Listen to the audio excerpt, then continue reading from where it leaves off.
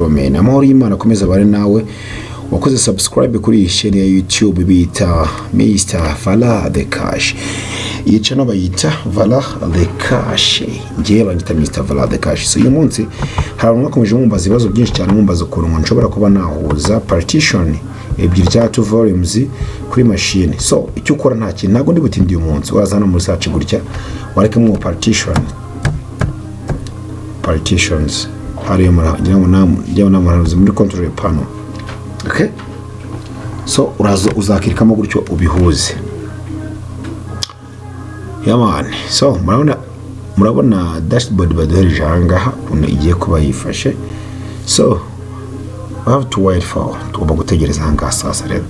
Noneho ahangaha so nkuko mubireba, so gake tubaze dufungure hano iyi file explorer yacu. So wera tuze tumere tuti so tureba ko byifashanga. Marabona ahangaha kuza kose dufite eshatu nako dufite ebyiri. So reka mbanze mvaneho winda iyo code driver yangira ahangaha. Dufite ahangaha dufite ya mbere volume bita Vala ni C, dufite niyo bita the cache ni D, dufite niyo bita local disk ya F.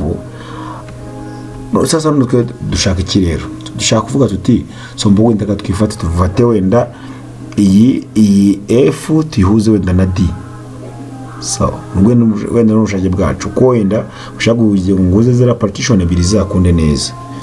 Kuzakora ni rero kigenda dufate iyi F tuyihuze tuyihuze n'iriya D. Icyo tuzakora nta kindi tuzagurya hejuru kuri partition tureba handitse F hano hejuru tukirikeho ku right click hano dukora hano kuri delete volume batwereka iyi message tuba deleting. So twamaze kuri muze mubona ko hano bibaye ngo inallocated. Okay, inallocated urumva harane ko imeze. Icyo tuzakora tuza ahangaha niturayizana. So ubona ngo dushaka kugira ko birakunda akuzaza ahangaha hejuru. So turangiza kuriya ira twamaze kuyigira gute twamaze kuyikuraho. Nidushaka twamaze kuyiditinga twigwe tu icyo turakora nta kindi yari F. So niba ari F sasa nta kindi tuzaza twongere dukupanga twiturize dupowe. Iturangiza tuzavaramo ibintu twongere tuzana muri search nkuko twamaze kuyibona ahangaha. Twongere twandikamo partition I'm sorry arikamo partition. So tuyifungura hariya. Bon tuzamara kuyifungura hariya sasa nakizabona rero hariya twebwe. So tuza tubone kuri ya ruko disk D hano. So tuzaza no hejuru kuri volumes tuzabona ndetse niya D n'ibiki bye biri wanga n'ibiki. So ntawamye ko bigenda bimeze sibyo. So niturageza tuzangaha kuri volume D yangaha kuri D tuzagire kwandika ngo extend volume tukirikeho twongere dukore next dukore na finish. Boss mbongira ngo mwabibonye hariya. So tukirangiza rero ku extending hariya nta bindi bintu byaba byabaye yanuzi baza kujya guteba yamaze kubura cyane kwa tsano yamaze guhura gatanu kandi katereya no kuri Vala.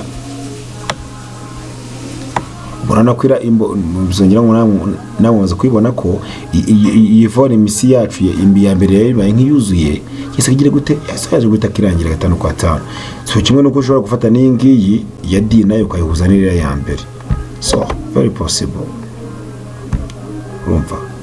So ushobora kuba ari nayo katubaze turebeho hano gato tuvuye ahantu dufite ibintu byacu wenda by'isombo byibanze cyangwa nta bintu byibanze bifatika biriho n'ikindi washase no wahita kugira gute uyihuza. So ngira ngo mwabibonye hariya rero sasa uburyo cyo ushobora kuba wafata partition imwe ukayihuza n'iki ukayihuza n'indi. So bita ko bikunda gatanu ko kandi yaman ngayo nguko ngo nuko staff zazihagaze rero.